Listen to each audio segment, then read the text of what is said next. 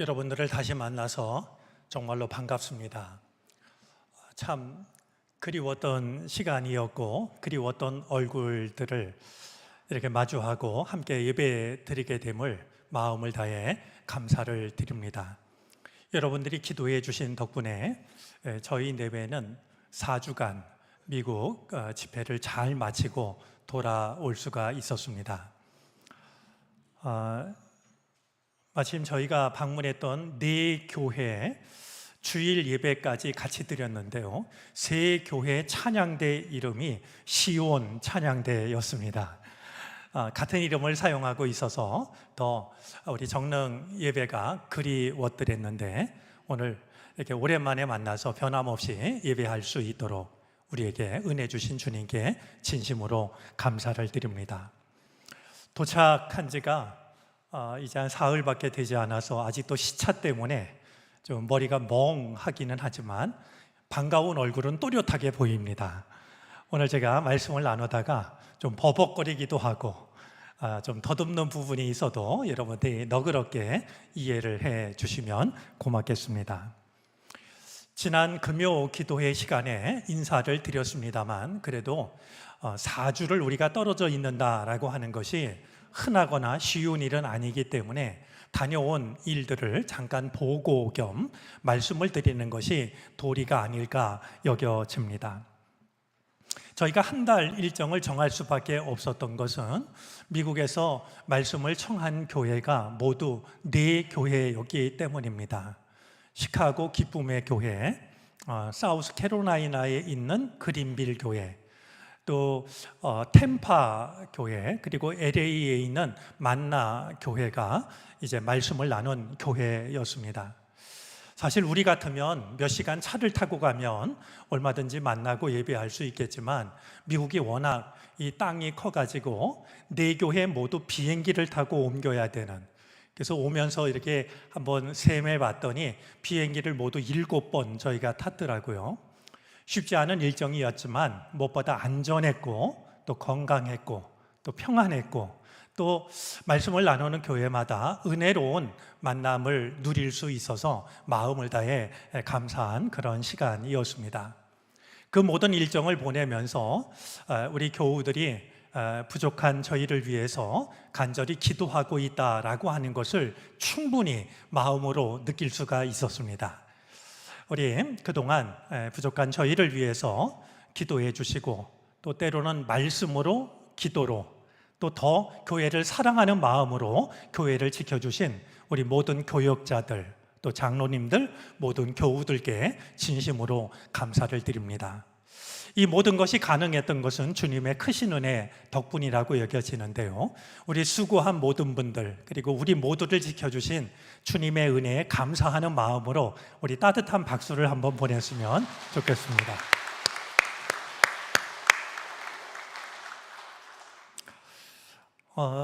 미국 4교회를 방문했고 목사님들 만났고 교우들과 예배를 드리고, 또 주어지는 시간 그분들과 이야기를 나누면서 미국 안에서 우리 한인들이 어떤 신앙을 지켜가고 있는지를 이제 이렇게 목격할 수가 있었습니다. 어려운 여건 중에서도 그들은 여전히 새벽 예배도 드리고 있었고요, 또 월삭 새벽 기도회도 드리고 있었고, 금요일 날 말씀을 드린 대로 권사님 한 분은 우리가 앉아있는 지금 의자와 의자 사이 그 비좁은 틈에 들어가서 무릎을 꿇고 기도를 드리시는 이런 거룩한 모습도 만나볼 수가 있었습니다. 내 교회에서 예배를 드리는 시간도 참 소중했고 의미 있었지만, 사이사이에 시간이 허락하는 대로 아름다운 자연을 둘러보고, 또 오랫동안 만나지 못했던 후배 목사님들이 목회하는 곳도 방문하고, 또 오래전에 같이 목회를 했던 목사님을 만나기도 하고, 또 우리 정릉에서 신앙생활하다가 지금은 미국에 들어가서 살고 있는 교우를 만나기도 하고, 이런 틈틈이 이제 허락하는 만큼의 은총을 누릴 수가 있었습니다. 하나님이 지으신 세상이 참 넓고 아름답다라고 하는 것을 다시 한번 확인하는 계기가 되었는데요, 그래도 저희가 보고 온 그 모습 중에 2곳은 여러분들과 좀 함께 보고 싶은 마음으로 사진이지만 좀 소개를 해드리고 싶습니다. 우리 사진 먼저 하나 좀 띄워주시겠습니까? 예, 가보신 분들이 계시지 않을까 여겨지는데요. 미국 서부에 있는 브라이스 캐년의 모습입니다. 얼마나 아름다운지 어떤 말도 떠오르지 않는 그런 순간이었습니다. 약 1억 년 전에 바다였던 곳이 이 위로 솟아나서 이제 지금 저 모습을 갖추고 있는데요. 바다 밑에 있었기 때문에 염분이 굉장히 많이 남아 있다라고 그럽니다. 그래서 바람이 불 때마다 이 염분이 사라짐으로 인하여서 저 지금 아름다운 모습들이 약 1년에 30cm씩 줄어들고 있는데, 줄어들면서 만들어내는 모양이 정말 숨이 막힐 듯한 아름다운 모습으로 남아 있었습니다. 욕심이 아니면 좋겠는데요, 저 아름다운 곳을 우리 교우들과 좀 같이 볼 수 있는 기회가 주어진다면 얼마나 좋을까, 이런 생각이 저절로 들었습니다. 한번 마음에 두셨다가 서부 쪽에 가시는 일이 있으면 꼭 들려보셔도 좋겠다 여겨집니다. 자, 우리 또 한 곳이 있는데요, 이 사진으로는 다 담기가 어려운 장소였습니다. 그린빌, 사우스캐롤라이나 그린빌 교회에 집회를 하러 갔을 때 그곳 담임 목사님이 목사님한테 좀 꼭 보여드리고 싶은 곳이 있어요 하면서 저희를 안내해 준 곳이 바로 저곳입니다. 강원도 깊은 산길을 가듯이 깊은 그 길을 달렸는데요, 한 40분쯤 가니까 이제 저 장소가 나타났습니다. YMCA 소유의 큰 산이었는데요, 한참 올라가서 맨 산 꼭대기가 바로 저곳이었습니다. 그리고 지금 저 건물, 사실은 예배당인데요, 저 예배당이 서 있는 곳이 절벽 끝이었습니다. 저는 도대체 어느 누가 이 절벽 끝에 저 예배당을 세울 생각을 했을까? 얼마나 많이 그 자리에서 기도를 드렸으면 예배당을 지을 생각을 했을까? 저 예배당을 짓기로 한 사람의 마음이 정말 궁금해졌습니다. 이제 앞이 이렇게 벽이 아니라요, 유리가 아니라 있는 그대로 다 트여져 있었는데요, 저 앞으로 보면 사진에도 약간 담겼습니다만 드넓게 펼쳐진 산맥이 눈이 모자랄 만큼 펼쳐져 있었습니다. 그리고 그곳을 가득 채우고 있는 나무들이 얼마나 푸른지, 산이 아니라 마치 녹색의 바다가 눈앞에 펼쳐져 있다라고 여겨질 정도였습니다. 기도를 드리려고 의자 한쪽에 앉았는데요, 왜 그랬을까요? 눈을 감는 게 오히려 어색하게 여겨졌습니다. 이곳에서는 눈을 감고 기도하는 게 아니라 저 앞에 펼쳐진 저 아름다운 자연을 바라보면서 하나님의 아름다움을 묵상하는 것이 내가 드릴 수 있는 기도의 전부겠다라는 생각이 들 만큼 참으로 아름다운 곳이었습니다. 우리 일부 예배에 참여하신 한 권사님이 당신도 사우스캐롤라이나에 한 20일 정도 있었지만 저런 곳이 있는 줄 몰랐다고 얘기하시던데요, 이렇게 만나본 사람들이 저곳이 있다라고 하는 사실을 잘 모르고 계신 것을 보았습니다. 좀 역시 마음에 두셨다가 사우스캐롤라이나 그 지역을 가신다고 하면 일부러라도 꼭 좀 방문하고 그곳에서 조용히 기도하는 시간을 가지셔도 참 좋겠다라는 생각이 아울러 들었습니다. 이번 한 달 동안의 시간을 보내면서 가장 많이 생각하게 됐던 것이 한 가지 있는데요, 어떤 교회가 좋은 교회일까 하는 생각이었습니다. 어떤 교회가 살아있는 교회일까? 어떤 교회가 좋은 교회일까라는 생각이 내내 떠나지 않았더랬죠. 그런 생각을 하게 된 것은요, 찾아갔던 교회가 모두 정말 생동감 있고 좋은 교회였기도 하거니와 그렇지 못한 교회의 모습도 볼 수가 있었기 때문입니다. 저희가 처음 찾아갔던 교회가 시카고 기쁨의 교회인데요, 말씀을 나누던 중에 막 진행이 되고 있는 어떤 일 한 가지를 이야기를 듣게 됐습니다. 이제 그 기쁨의 교회는 미국 교회를 빌려서 그 미국 교회에서 예배를 드리고 있었어요. 루터란 교회였는데요. 미국 교회는 그 예배당이 정말 아름답고 주차장도 아주 널찍한 정말 참 좋은 교회라는 생각이 드는 그런 교회였는데, 미국 교회는 시간이 지나면서 점점 교인 수가 줄어들어 가지고 이제 몇 명이 남지 않았다는 거예요. 그런데 그들은 이 건물을 지켜가는 것도 힘들어하고 있는데, 그 교회에 세를 들어서 살고 있는 한국 교회는 점점 부흥을 하고 있는 겁니다. 그래서 우리 한국 교회에서 아주 조심스럽게 미국 교회에 제안을 했다라고 그래요. 이 교회를 우리에게 넘겨주면 우리가 이 교회를 아름답게 지키겠다고. 그리고 지금 미국 교인들이 예배드리는 그 시간에 조금도 불편함이 없이 예배를 드릴 수 있도록 배려를 해드리겠다라고 이야기를 했다는 겁니다. 그래서 미국 교회는 미국 교회대로 회의를 하고 있고, 한국 교회는 한국 교회대로 이제 그 건물을 과연 인수할 수 있을지 이런 회의를 하고 있다라는 이야기를 들었던 터였습니다.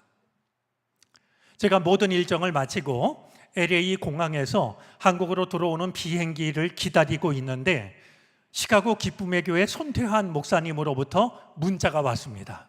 목사님, 모든 일이 잘 돼서 우리가 그 교회를 인수하기로 했어요.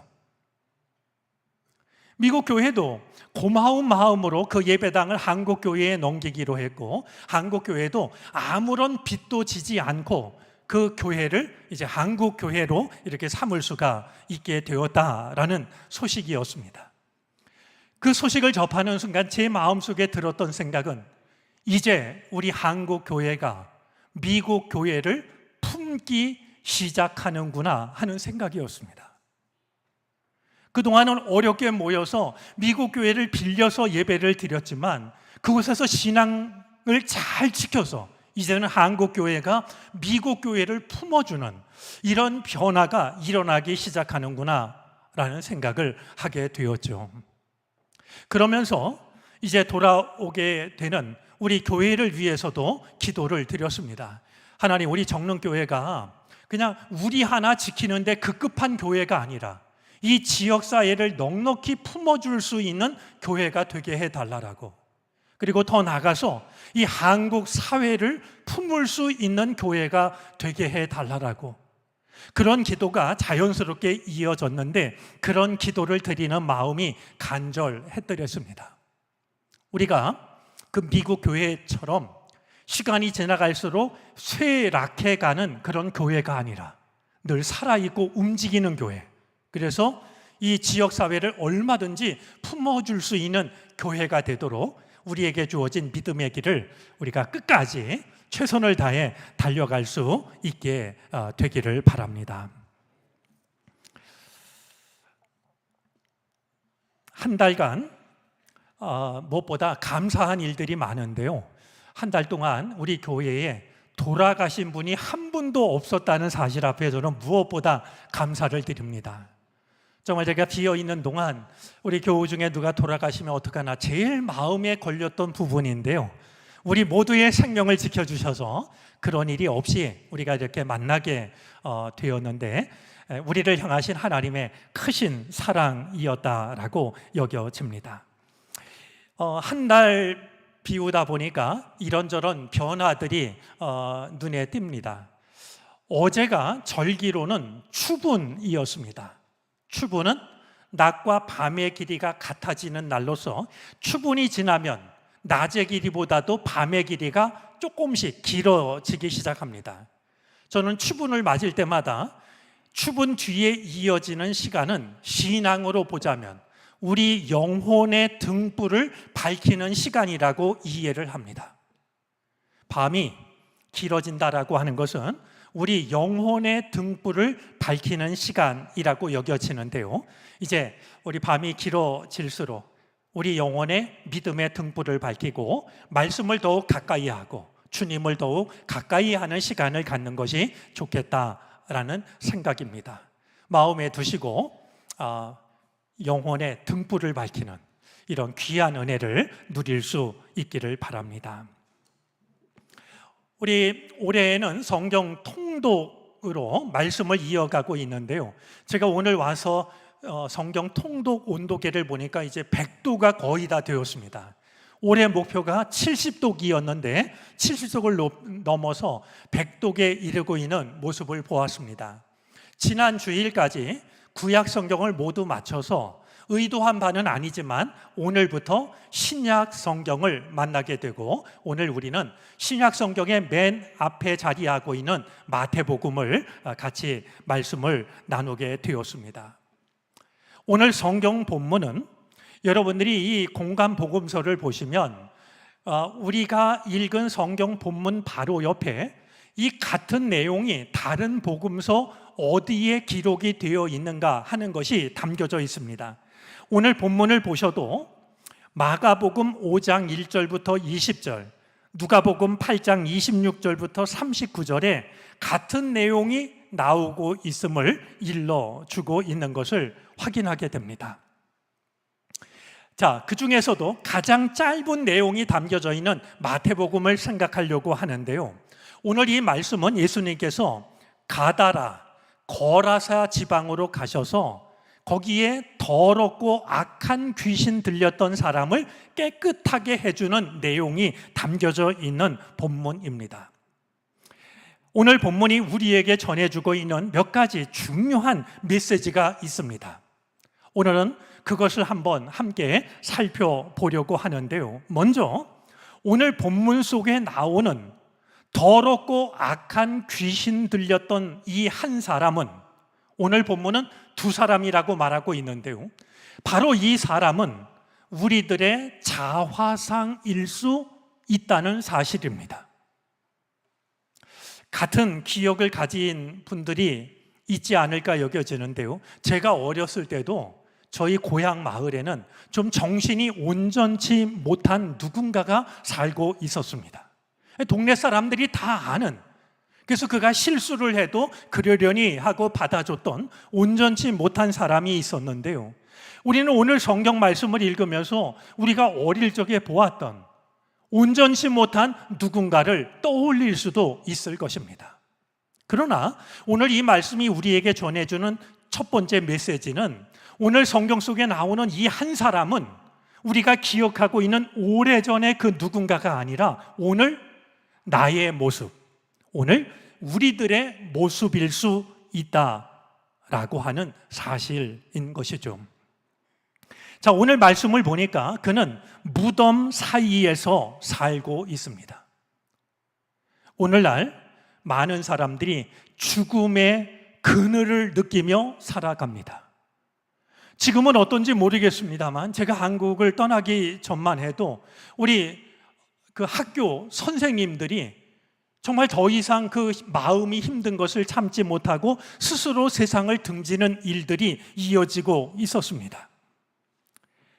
많은 사람들이 불안하고 위태한 삶을 살아갑니다. 허무와 절망 사이에서 살아가고 있습니다. 소설가 중에서 가장 존경을 받는 해밍웨이는 총으로 자기 자신을 쏴서 자기의 생을 스스로 마감하는데요, 그가 마지막으로 남겼던 말은 이런 말이었습니다. 나는 필라멘트가 끊어지고 전류가 흐르지 않는 텅 빈 전구처럼 고독하다. 그런 점에서 무덤가에 살고 있는 이 사람이야말로 오늘 우리들의 모습이 아닐까 생각을 하게 되는 것이죠. 이 사람은 쇠사슬과 쇠고랑에 묶여 있었습니다. 이런 말이 있습니다. 만약에 옛 사람들이 법과 제도로서 사람들을 통제할 수 있다는 것을 알았다면 노예의 손과 발에 쇠사슬을 묶지 않았을 것이다. 법과 제도만으로도 사람을 마음대로 통제할 수 있다는 것을 알았다면 굳이 노예에게 쇠사슬을 묶지 않았을 것이다 라는 말인데요, 생각해보면 정말 우리가 얽매여 있는, 자유롭지 못한 삶을 살아가고 있는 우리들의 모습이 바로 쇠고랑 쇠사슬이라는 말 속에 담겨져 있는 것이 아닐까 생각을 해봅니다. 오늘 이 무덤에서 살아가는 이 사람은 밤낮으로 소리를 질러댔습니다. 역시 이 모습 속에도 오늘 이 시대를 살아가는 현대인들의 모습이 담겨져 있다라고 여겨집니다. 아무도 내 이야기에 귀를 기울이는 사람이 없다 보니까 저마다 마음속으로 소리를 질러댑니다. 내 이야기를 들어달라고. 어쩌면 짐승과 같은 호소, 짐승과 같은 절규를 하면서 살아가고 있는 것이 오늘 이 시대 우리들의 모습 아닐까 여겨지는 겁니다. 자, 그런데 이 사람은 아무도 자기 이야기를 귀 기울여 들어주는 사람이 없었기 때문일까요? 이번에는 돌로 자기의 몸을 짓지어 상처를 냅니다. 참 마음이 아픈 것은요, 오늘날 적지 않은 사람들이 꿈을 키우는 것이 아니라 꿈이 불가능하니까 상처를 키우며 살아갑니다. 꿈이 아닌 오히려 자기를 파괴하고 상처를 키우며 살아가는 적지 않은 사람들을 보게 됩니다. 자, 우리 다른 복음서에 의하면 지금 무덤가에 살고 있는 이 사람은 옷을 입지 않은 채 살고 있습니다. 부끄러운데도 부끄러운 줄을 모르고 살아가는, 오늘 이 현대인들의 삶의 모습이 오늘 이 사람 모습 속에 고스란히 담겨져 있는 게 아닐까? 부끄럽기 그지없으면서도 부끄러운 줄을 모르고 살아가는 오늘 무덤가에 이 귀신 들린 사람의 모습 속에는 바로 이 시대 부끄러움을 잃어버린 현대인들의 모습이 담겨져 있다 생각이 됩니다. 과연 그 무엇이 이토록 한 사람의 삶을 무너뜨리고 있는 것일까요? 무엇이 정말 소중한 한 사람의 삶을 철저하게 망가뜨리고 있는 것일까요? 오늘 성경은 한 사람의 삶을 철저히 비참하게 무너뜨리는 그것을 두고 악하고 더러운 귀신이라고 말합니다. 더럽고 악한 귀신이라는 것이죠.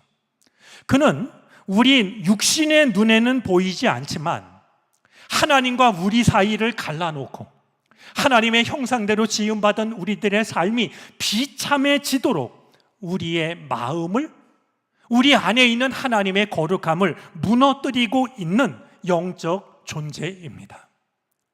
이 악하고 더러운 영이 우리 눈에 보이지 않는다고 우리가 그것을 무시하거나 혹은 과소평가해서는 안 될 일입니다. 오늘 말씀을 보니까요, 이 악하고 더러운 영은 교묘하기 짝이 없습니다. 바로 앞에 나오는 말씀을 보면요, 풍랑이 있는 밤바다에서 예수님이 밤바다를 잠잠하게 하니까 제자들이 이렇게 말합니다. 그 사람들이 놀랍게 여겨 이르되 이 이가 어떠한 사람이기에 바람과 바다도 순종하는가 하더라. 아직도 제자들은 예수님이 어떤 분인지를 제대로 모르고 있습니다. 그런데 더럽고 악한 영은 다릅니다. 멀리서 예수님을 보자마자 예수님께로 달려와서 예수님 앞에 무릎을 꿇습니다. 그리고 하나님의 아들이라고 믿음을 고백합니다. 그런데 바로 거기에 함정이 있습니다. 한눈에 알아보고 무릎을 꿇고 하나님의 아들이라고 칭송을 하고 다 주님을 높이는 것 같지만 사실 내가 당신을 안다라고 말하는 것은 나는 당신보다 크다라고 말하고 있는 겁니다. 부모가 자식을 아는 거지, 자식이 부모 마음 아무리 효자라 할지라도 부모 마음 다 모르는 것 아니겠습니까? 내가 당신을 안다라고 하는 것은 존경하는 것 같고 인정하는 것 같지만 사실은 내가 너보다 크다라고, 이렇게 은연중에 자기를 드러내는 것이었습니다. 씨름 선수가요, 상대방의 그 움직임의 허점을 이용해서 그를 쓰러뜨리듯이 사탄은요, 교묘한 방법으로, 어쩌면 그가 가장 많이 쓰는 것은 우리를 우쭐하게 만들어서 우리를 넘어뜨리는 것인지도 모릅니다.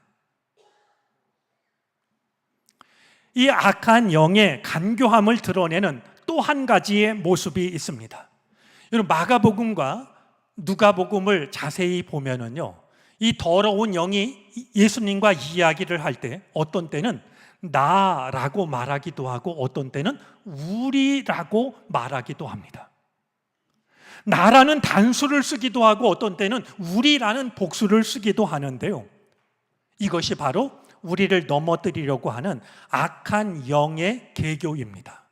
어떤 때는요, 일이 너무나 단순해서 우리로 하여금 무시하게 만들기도 하고요, 어떤 때는 일이 너무나 복잡해서 우리로 하여금 포기하게 만들기도 합니다. 우리는 잊지 말아야 됩니다. 우리의 삶은 우리를 도우시는 거룩한 영 성령과 우리를 허물어뜨리려는 악한 영 사이에 서 있다라는 사실입니다.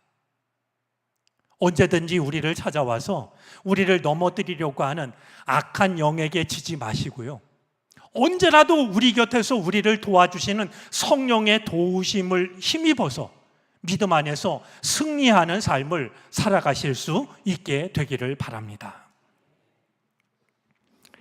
자, 또 한 가지, 오늘 본문 속에는 놓치고 싶지 않은 중요한 메시지가 한 가지 더 있는데요, 예수님을 만나서 짐승과 다를 것이 없는 삶을 살던 이 한 사람에게, 마침내 예수님을 통해서 온전하게 된 사람에게 예수님이 하시는 말씀입니다. 사실 예수님은 그에게 생명의 은인과 다를 것이 없습니다. 살아도 사는 것이 아닌 무덤가에서 겨우 살아가던 그가 예수님을 만나서 온전한 사람이 되었으니 그는 작은 은혜를 받은 것이 아니라 자기의 생명을 살려주신 은혜를 받은 겁니다. 이 사람이 예수님을 따르려고 합니다. 예수님을 위해서 살고 싶어 했습니다. 자기 삶의 모든 것을 드리고 싶었을 겁니다. 제 연배 되시는 분은 가수 이장희 씨가 부른 나 그대에게 모두 드리리라는 노래를 아시지 않을까 모르겠는데요, 정말 이 귀신 들렸다가 깨끗해진 사람이야말로 예수님께 나의 모든 것을 드리고 싶은, 그 노래 가사말 중에 터질 것 같은 이내 사랑을 이라는 가사가 있는데요, 정말 주님의 사랑이 너무나 고마워서 터질 것 같은 내 마음을 예수님께 드리고 싶은, 그것이 그의 진심이었을 겁니다. 그가 예수님께 간청을 합니다. 나를 데리고 가 달라라고 말이죠. 하지만 예수님은 그의 간청을 받아주시지 않았습니다. 오히려 예수님은 나를 데리고 가 달라라고 간청하는 그에게 이렇게 말씀하십니다. 너의 집으로 가라. 그래서 너의 식구들에게 주님께서 너를 어떻게 불쌍히 여기셨는지를, 주님께서 하신 일을 너의 가족에게 이야기를 하라고 말씀을 하고 계십니다. 여러분, 살아가다가 큰 은혜를 경험한 사람들의 대부분은 하던 일을 멈추고 신학교를 가든지 아니면 선교사로 자원을 하곤 합니다. 저는 그것이 나쁘다는 뜻은 결코 아닙니다. 그것도 참 어렵고 소중한 결정이죠. 그런데 오늘 예수님께서는 예수님을 통해서 큰 은혜를 받은 자가 주님을 위해 살겠다고, 주님을 따르겠다고 나섰을 때 그를 데리고 가셔서 그를 당신의 제자 중에 하나로 삼았던 것이 아니라 집으로 가라고, 그리고 가족들에게 주님이 하신 일을 이야기하라고 말씀을 하고 있는 것을 확인하게 됩니다. 우리가 기억해야 될 게 있습니다. 복음의 확장은 내가 서 있는 자리에서부터 시작이 돼야 됩니다. 나를 잘 아는 사람들로부터 복음의 확장이 시작이 되어야 한다라는 겁니다. 내가 살던 곳을 떠나서 나를 아는 사람이 아무도 없는 곳에서 복음을 전하는 일도 중요하지만, 지금 주님은 집으로 돌아가서 가족들에게 주님께서 하신 일을 이야기하라고 말씀을 하고 있는 것이죠. 어리석은 질문이라는 것을 뻔히 알지만 한번 여러분에게 묻고 싶습니다. 여러분, 내가 알지 못하는 사람 10사람을 전도하는 게 어려울까요? 아니면 믿지 않는 남편 한 사람을 전도하는 게 어려울까요?